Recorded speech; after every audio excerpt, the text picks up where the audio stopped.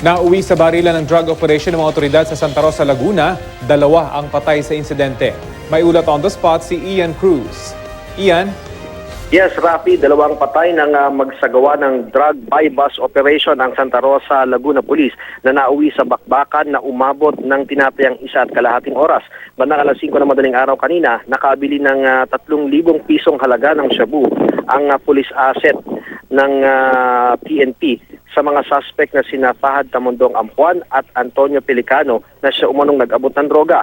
Isusunod na sana ang pagsisilbi ng search warrant kaugnay ng droga at baril sa target na si Kasan Ampuan alias Playboy at leader ng Ampuan Drug Group. At ayon nga dito kay Senior Inspector Richard Corpus, nangyari na ang barilan at Rafi matapos nga ang mahigit 1.5 oras ay napatay ng mga pulis Santa Rosa at ng Laguna Police.